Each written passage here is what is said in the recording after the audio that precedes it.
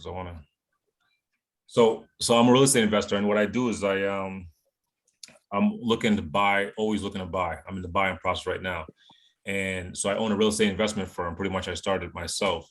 And what it does is we self-fund it, which means we have our own money, and we have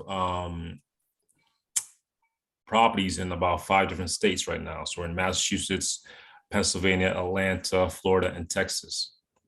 And we have usually multifamily buildings. And what we're looking for is to build value, not just for ourselves, but to build some kind of generational wealth. Because like I said, like we always, I mean, obviously I want to make money, but there's bigger things than money. You'll realize that there's more to life than money. So, but right now you're looking at the cash, you want the money, you want this and that. But in the end, it's really bigger than you, because in the end, like this is stuff you're gonna give to your kids or to your family, or maybe sell and do something else bigger with money.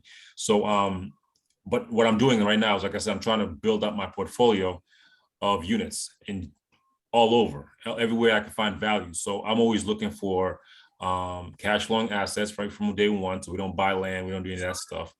And we're looking to put some money down, fix the building up, keep it very simple, but put the money down, fix the building up, increase the rents, and either refinance and take the cash out, or keep it long-term in terms of renting and doing all the other stuff, or sell it and say, okay, you know what, this right now is not making the return that we wanted to return. We sell it, and then we move on to another deal or a bigger deal or something like that. That's kind of the short story, but there's a lot more detail than that. Any questions? No, that makes sense, bro. So the few things that I was going to like ask you, Gez, I'm not sure how much Gez has told you, but we're looking to invest in US, but of course, as we're UK citizens, it's the requirement will be much harder from our side, right? Is that correct? Yes, it can get complicated because you're not a US citizen. So it gets a little more complicated in terms of how you buy properties. But the biggest thing is understand that you're going to need a couple different things. Well, capital, first of all, but also you need partners here in the States, because in order for you to buy it from there under your name, under your money and everything like that, it gets so much more complicated than it needs to be, because it's already complicated right now with just buying when I'm here. But so you could either do a couple of things. You can partner up with somebody here, and then they could put their names on, and you provide the capital, and that way you both get on the title, though, by saying you provide the capital. He's pretty much fronting the whole thing. You can also come up with like an agreement, like an LLC. You guys can create an LLC, and the LLC buys the property. Limited liability, basically, right? Exactly. So you guys create the LLC, you're 50-50 partners, and then that LLC buys the property, because you fund the property. Like let's say you're buying a $50,000 property. You each bring $25,000. You start the LLC, fund the LLC in a banking account, and then the LLC buys the property. And then when the properties get paying the LLC cash flow or whatever you're paying, you guys split the profits that way. But buying physically from another state or from another country gets very, very, very complicated. I looked at it. Yeah, okay. It gets crazy. So those are my kind of options I would think of. And there might be a little bit more. But, I think, that makes sense. That makes a lot of sense. In terms of, so of course, Gezi was saying that we'd use Alan, right? Your cousin Alan, Gezi's cousin Alan.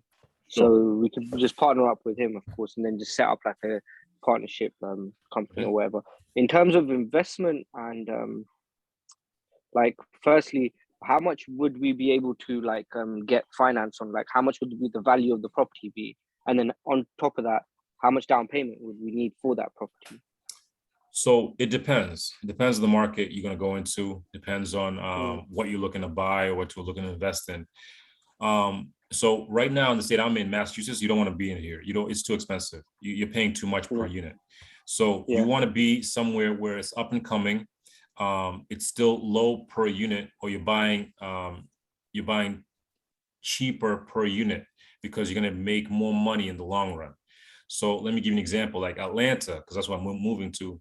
You could probably buy, I got to see the prices again, but I'm pretty sure you could buy anything from like a 2-family to 4-family for probably anywhere from under 200,000.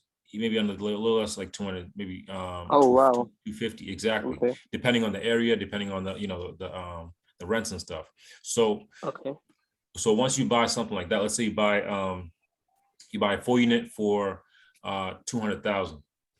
Because right now, a 4-unit in my area, which I have one in Mass, goes for $1.2 million. Okay. You understand? So right now, you'd be paying so much per unit here in Mass than you would be in Atlanta. Does that make sense? That makes sense. Exactly. So you want to go in the an area. I see area something. that's up and coming where it's low, right? Exactly. I just saw your friend come in, but he bounced before I could admit him. But yeah, so you want to stay away from areas where you're paying a high price per unit. You want to go to areas also there's more scope to grow as well on the low if you go to the cheaper areas, because then you know that it might, if it goes up, you'll make a significant gain. Exactly. So many things, because you'd be putting down almost $300,000 or $400,000 on a $1.2 million 4-unit instead of putting down $40,000 on a $200,000 unit. I'll get you. Does that make sense? So you're putting down less, but you're still trying to get that rent. So let's say right now you're getting $600, $700 per month per rent. Depending on the unit, depending on what the condition is, you want to be able to bump up those rents that are like at least like 10 to 20%. The higher the better, right? But you want that play. That's where the money's being made. So you want to think of, okay, if I'm buying a 4-unit for 200,000, there he is. I just saw, is Nero? Yeah. Nero. That's him. Nero. I think, yeah, I just put him in. He's coming in. Nero, how you doing? How you doing, fellas? You lot all right? Yeah, I'm good. How you doing? Nero.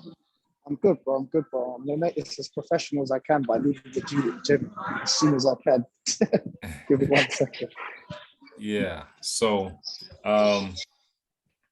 what was I? Oh, so I was saying per unit, as investors, as you guys looking to buy stuff, you want to look away from expensive areas. You want to focus on more value add places. So if you're looking at like a place that the rents are $500, you're buying it at $500, $600, you want to look at the area where the rent's around $700, $800 a month and have that play to be able to fix up the units, put in a couple $100 and maybe $1,000 in each unit, be able to bump up those rents 10, 20%. And that's where you increase the value of the units. You increase your cash flow every single month, but then also eventually the prices will keep going up in terms of rents, in terms of value, especially if you buy in the right areas. Does that make sense? Yeah, that makes sense. Yeah.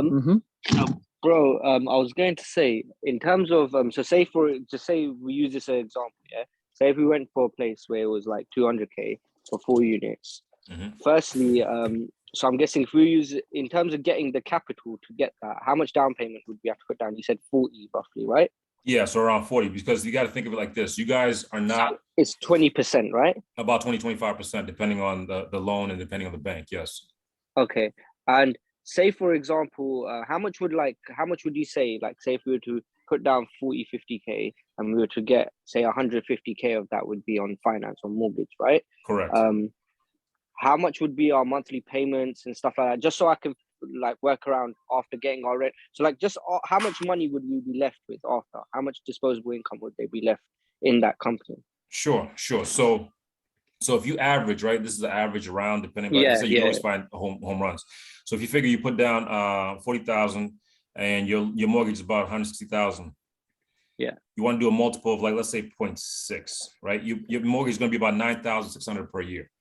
All right. Okay. That's going to be about your mortgage. Like I said, depending on the bank, depending on that stuff. So you're talking about maybe $800 to $1,000 per month. All right. That's going to be your mortgage payment.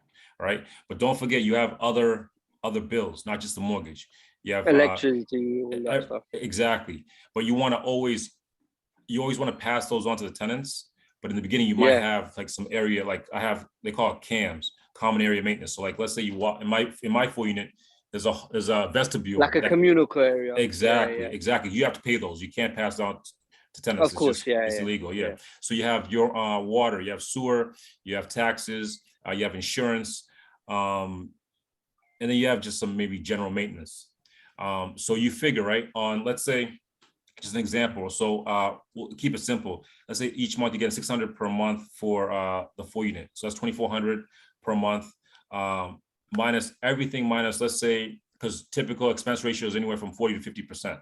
Let's keep it on the high end. So divided by 2, about $1,200 a month is being made after everything's being paid. That's just on the 4 unit, and that's what's bringing every single month. Remember, because you did all that, all that buying and fixing, you want to be able to increase those rents like 20%. That's as high as possible. Exactly, because you want, and if you got to kick people out, kick them out to get that higher rent, because that's when the money's being made. This is another question I was going to ask you. Yeah. So in terms of, like you saying, kick people out, how can we guarantee good tenants? Because of course, I don't know what the tenancy laws are in US, but say for example in UK, if someone doesn't pay rent, you can't kick them out. You have to take them to court. So it takes so long to get them out of the property. Firstly, what's the laws behind that, and how can we source good tenants as well? Sure. So in terms of the laws, every state is different. So one of the reasons I'm moving from Massachusetts is because it's not a landlord-friendly state. So there's certain states that are landlord-friendly, and there's some states that are tenant-friendly. I'm moving to Georgia, which is a tenant-friendly state, which you want to stay in those states. You want to stay in Texas, Florida, which is usually the South, right? Which is crazy. Texas, Florida, Atlanta, which I'm investing in. Those are the ones I'm mostly investing in, because the laws favor the landlord, which means that when a landlord doesn't get paid, like in Texas, you can evict somebody after 30 days. They don't pay, 30 days, you can kick them out. The sheriff can come and have them removed because it's just the laws. Yeah, so Atlanta, I think it's 60 days. I have to double check on that, but every state is different in terms of how they do the evictions. That's amazing. Yeah, so it depends on, exactly. So it depends on what state you're in, but also depends on what kind of lease you have, because most of my leases are 1-year leases, but some are month to month, which means the person does not pay, that's automatically a breach of lease. They're out. Get them out. Exactly. So, and you can, like, you work with a local lawyer to just send, eviction notice. If you want to send it yourself, you can do it. But it's not that complicated. Once you do it the first time, you'll know the template basically, right? It's clockwork. Yeah, it's easy. You just have, I have a law firm, just sends my paperwork, they're done. But also to get good tenants now becomes on your business model, which the system is. Some people have a model of, they want Section 8. I don't know if you guys have it in Amsterdam or UK. Section 8 is where the government subsidizes the rent, which means... Okay, like social housing. Exactly. So the good thing about that end is it's... guaranteed getting paid. Guaranteed money. But on the bad end is you're getting people... Exactly. You're getting people that don't really take care of the house. And also they don't... If something happens, they can call the social services and say, hey, my this is not working, and the government will stop payment until you fix that thing. So you got to make sure you're playing. And also have inspections. They have certain things they have to follow, certain guidelines, which can get very expensive on your end as a landlord. But you can also have a regular tenant, which is you source them yourself, or you have a property manager source them, or you have an agent source that lead. And you do a whole vet. You vet the whole thing. You do their background check. You check their credit. You check their employment. Just check their payslip, basically, right? You check the history to see if they're viable people. If they're not, you could just say, you know what, you don't fit my criteria. I mean, for one of my rentals, I had 65 people apply the first day. Yeah. Right. So I see my phone doesn't stop ringing, guys. It's just always money. But so the whole thing is you have to have that kind of system in place, and you can get a property manager to do that for you. But remember, that's a cost. It's coming eating out of your cash flow. So I would suggest you don't do that for now. Do it yourself, yeah. Yeah, learn the business. Once you get used to it, you can just do the same model for every single one, to be honest, bro, on that end, we're probably gonna have to rely on you, because there's not really much we can do on our end, right, in terms of managing the property. Exactly. Alan can do the running around, right? Exactly. We can bring the ideas and stuff. Exactly. But if there's admin work, we could do admin work. But in terms of the running around, Alan, he can do that, right? Yeah, you want to, because you guys are a lot of you guys, so you have to remember that, like, it's not eating the cash flow, but also each person has a strength. So Zershan, you said you did accounting. You should probably work on the accounting side, QuickBooks, all that stuff. Now, I don't know what your spatial is, but you could do that side. Basically, just do the expenses and stuff. Yeah, exactly. Don't worry, I'll pull my weight. And then Alan could be the boots on the ground who handles the inspections, take pictures, walkthroughs with you guys on the phone. Exactly. So you guys see the whole place. The research you guys can do together. But the whole point is just remember, each person has to do their certain job with their skill set that they're strong at. Don't do something you're not strong at, because it's going to ruin the whole thing. And also, everyone has to be accountable. Let me ask you a question now. Say Alan, for example, say if we had a lot of capital. So I'm saying, for example, say if we had capital, what's the highest value property he could purchase? Like, what's the highest finance he could get? Say if we had 100 grand, would he be able to get 400 grand? He should be able to, yeah, because he and has. How do they calculate that, basically? So because he already has a residence, he has a place he lives under his own name. he's automatically, any property he buys next has to be an investment property. So he has to put down 25% automatically. Yeah. But the fact that he already has a property, which means he has good credit, he's probably made good payments, he has, all that stuff good lined up, he should be able to get an investment property 25% down, no issue at all. It's just about the money coming in. Finish. You carry on. I don't know. Sorry, bro. Let me just go back to if just in case I missed anything. So I don't know. You probably already covered this, bro. What is it? What's the minimum that you'd have to drop on a deposit in the US? 20%. 20%. 20%. Yeah. 25%. Without fail, 20%. Exactly. 25%. Yeah, 25%. But like I said, and it ranges on, where you're buying. Like the place I'm buying, average house is around $100,000 average. But I bought stuff that's $18,000. And I bought stuff, that's $400,000 or $500,000, and everything in between from either cash or financing. All the whole range. The whole point is I never really buy anything full cash because it's I'm losing the opportunity cost of just putting down a small percentage and use their cash somewhere else. Does that make sense? Bro, can I ask you a question, bro? So you were saying before the partnership, right? So can you do it in a way where the deeds will be in all of our name, but the actual finance will be on Alan's name? Yes. So that wouldn't happen yet because you don't get the deed until you finish the mortgage. Okay. So but if it's owned by the partnership, as long as we're all partners in that partnership, that's fine then, right? Exactly. No, that's the same in the UK, bro. So when you apply for the mortgage, so Alan would apply for the mortgage, and then obviously the solicitors, they'll go through the deed, and that's when we write where you split the percentages of the property. Basically, that's what you're asking, right, Z? I think that's what Kenny's basically saying. Yes. So it's after the mortgage. So I'm saying, can you have the split? Can you do the five? Because sometimes there's requirements where you have to have the same people on the deed who are financing the property. No, like because right now, because actually I have to check on that, because if you're putting down 20% using an LLC, that might make it a little more complicated. Because what they're gonna want is a personal guarantee by either, they probably won't look at you guys, they'll probably get Alan. So Alan has a house and he has equity, and it has cash. So what they're gonna do is they'll make him, because it's tough to get an LLC to buy. He's gonna be like a guarantor. He's gonna be like a guarantor. Exactly, for the loan. But the property and everything will be through the LLC, which you guys will be all partners of. And that means in the articles or whatever, you guys state that, hey, no decisions can be made without everyone's approval, or 30% or 70% or 100% approval. That way you guys don't mix issues. But it can't finance, an LLC cannot finance its own property because it doesn't have a guarantee. I get you. Yeah, that's of course, because they ain't got no history of trading, right? Exactly.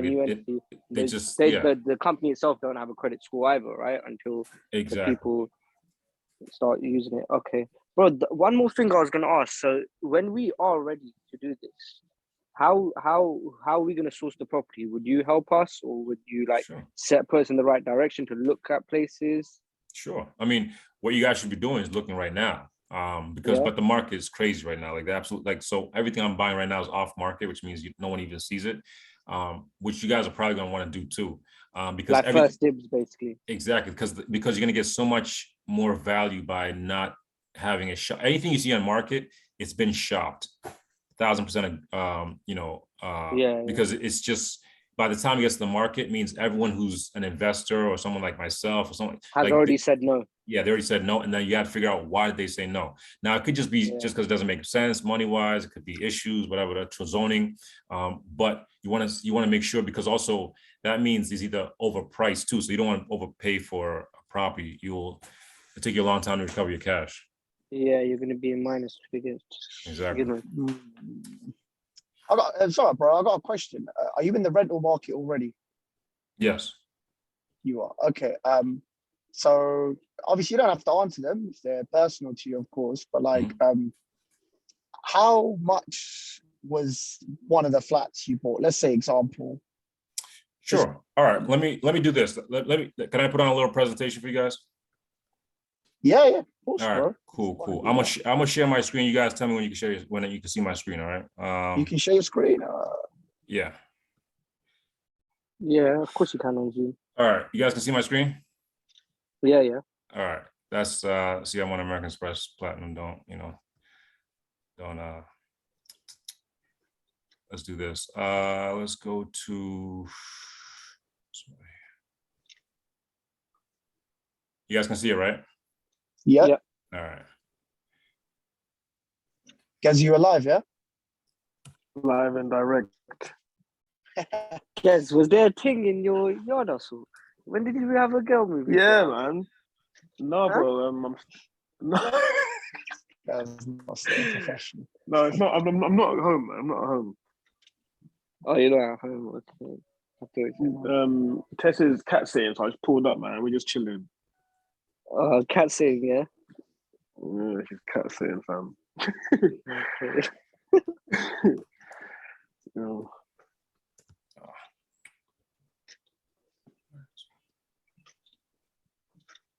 So this is one of my realtors here in Mass.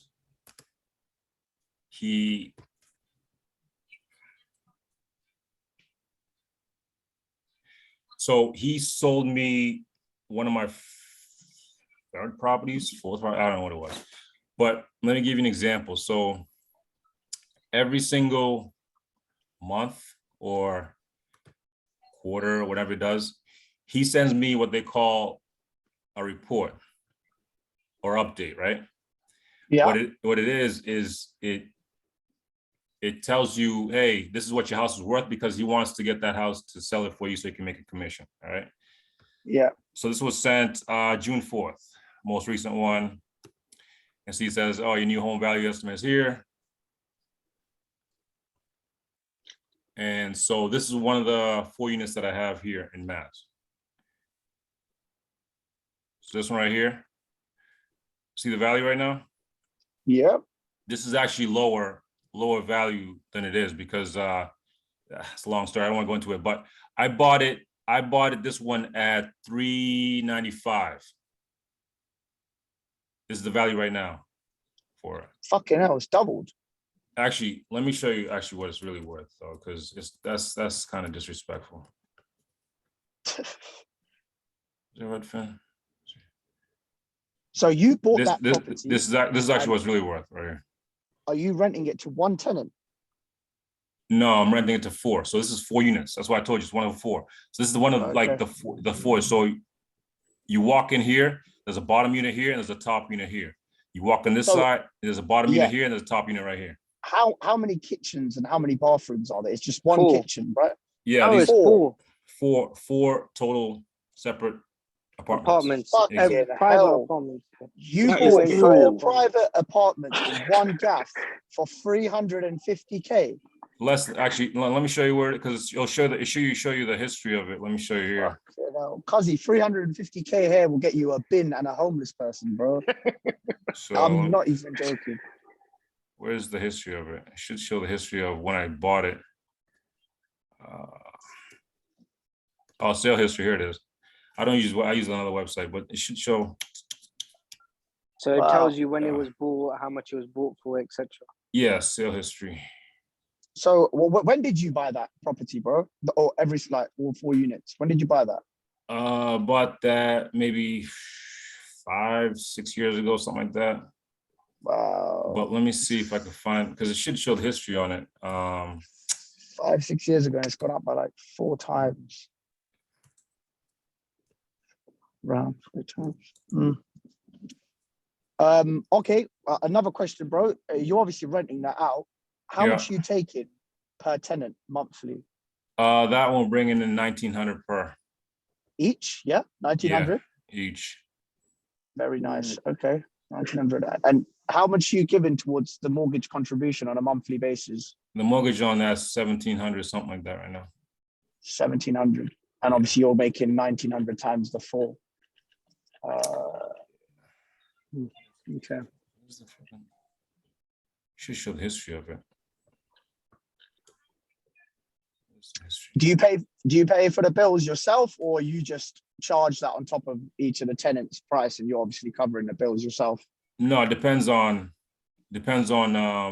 what the bill is. There So it was. if they have their own, they have There's a their own, history in it.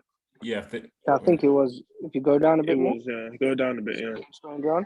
Yeah, see, I listed it for 1.4, but I never got what I wanted, so I took it off. Nah, if you keep going, I think there's more. Go down, yeah. Yeah. No, those. No, keep going. I saw it as well. Okay. There we go. Is that not it? No, that's not. not it? No? These are other ones. These are other on the same street. But Okay. yeah. So that one was so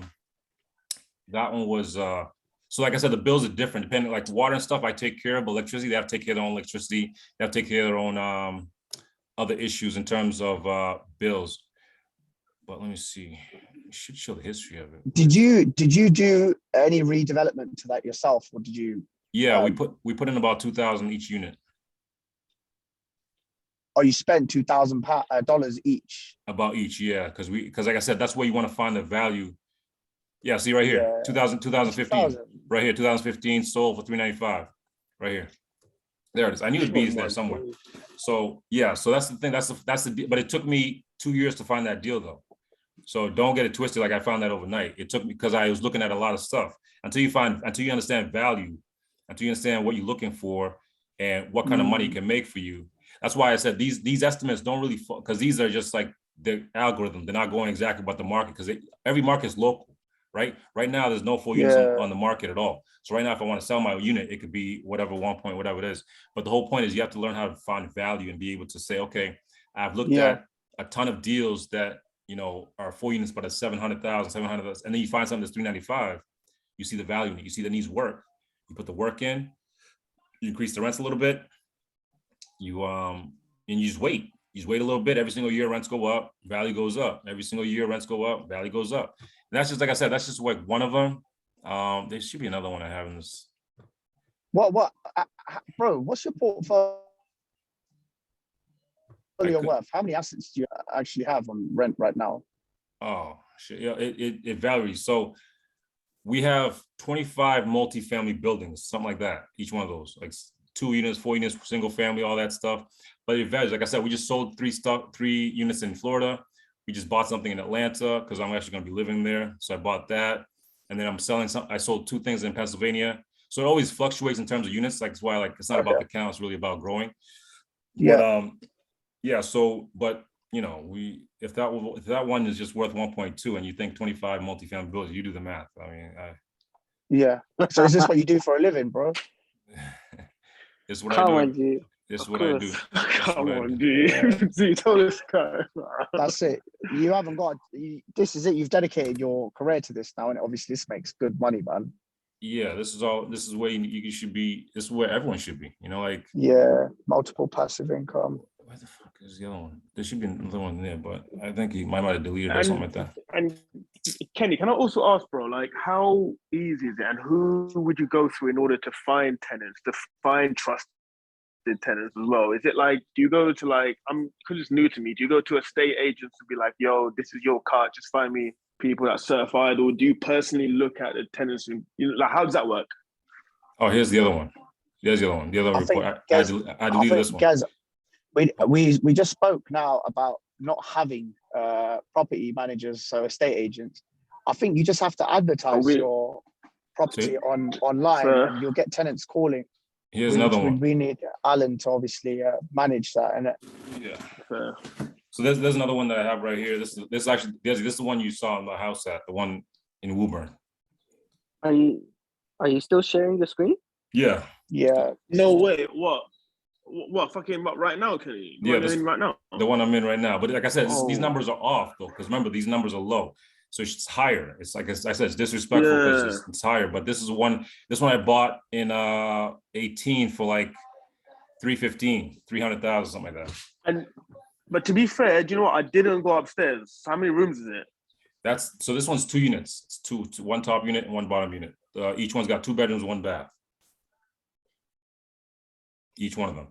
That is ew. Yeah. You got bathroom upstairs as well. Yeah, there's a bottom unit that pays me rent every single month. That bottom unit pays me $1,750, so it covers my whole mortgage. So I pretty much live here for free. That's the life. And then I just collect everything else is just cash. But yeah, so guys, I mean, this thing is going to end soon. It's going to end in 4 minutes. If you have questions, I don't want to keep yapping about my stuff. What do you guys want to do? I mean, like, so basically, say if we're ready by November, say for example, or even sooner, yeah. What would be the process first? What would you advise? Sending the money over first, or start looking for properties first? Yeah, I mean, the biggest thing you got to figure out is make sure how you can get the capital here without any red flags or anything like that, which I think it should be fine. We can figure that out. Yeah, exactly, wires or whatever it is. But once you get it here, then you got to start looking at where you guys want to like do business, where you guys want to be. Closest to A-Town, yeah. Georgia. Yeah, exactly. So we need him to manage it, bro. It has to be where he's at. Yeah, so you got to pick somewhere where it's comfortable for you guys. You start looking at the market, start finding deals on there, and just trying to see if it makes sense. So what you could do is you can go on these websites, all of them, start looking at Atlanta, and start looking. And I'll send you another website too. It's called loopnet.com.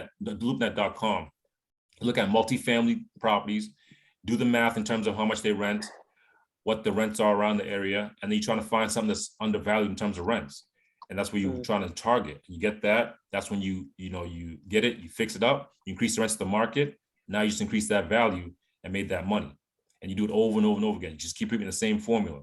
And you can do it from a single family, which is a little bit more, crazy because you have only one tenant. I'd start with at least a 4-unit, minimum two unit. One is like you're desperate, like you can't really do anything with it. Okay. 2 units at least to 4. So what I think we should do, if you guys agree, is firstly, if you could send over these websites that advertise these properties so we can start looking and get a feel. And then the next step is us to just get the cash together and speak to Alan regarding how much we're all going to invest together. But as you said, like the minimum we should put down is how much? 40. Yeah, so try to come up with like 40, 50,000. So we can get 200K property. Exactly. So would we be able to buy a 4-unit for 200 to 250,000 in Atlanta? You should be able to, man. Because I mean, we could race to it, and I could beat you to it. Because I'm pretty sure you can find something. You just gotta find. You gotta look for it. That's all. You gotta look for it. You can find. I'm pretty sure you can. Because like I said, you can't get that in my market. You can throw us something in it. It's fine. Yeah, but now, all right. So that makes sense. If you guys are down, I guess that's the next step, because like get the cash together and send over all together between me, you, Nero, and Alan. Put in 40, 50K. Yeah, say nothing. Yeah, 25% on. In the meantime, what we'll do is we'll also, like, once you send us the website, we'll look into properties. We'll research other stuff as well, like in terms of just how the areas are and stuff. So good areas to look into, of course, right? Exactly, man. Just do your work, do your research, do your homework. Don't be lazy, because if you're lazy, you're gonna be poor as shit. So you gotta make sure you do your work. And then once you do the work and you figure out this is a good deal, you go after it full force, especially if you already have the cash. You tell Alan what to do, get his ass on there, look at it, put in an offer. They might say yes, they might say no. You keep going. I mean, it's just, once you get the money here, it's about offers, sending out as many offers as you can. Like I had to go through almost 89, 90 properties before I found the ones I want. Almost each time I get a deal. So you got to make sure, like, hey, one's not gonna be enough. You got to keep doing, keep going. All right. Yeah, don't rush into it as well. Exactly. But yeah, guys, this thing's about to shut off because there's 1 minute left. Otherwise, Kenny, big up, bro. No problem, guys. Thanks for that, bro. I'm gonna send you guys. I'm gonna send you guys an invoice. It's $600. All right. So you guys be ready to pay that. All right. Cool. I'll talk to you guys later. Yo, Kenny, big up yourself, bro. Love you, bro. Love you guys too. Bro. See you later. Good luck. Take care, bro. Bless.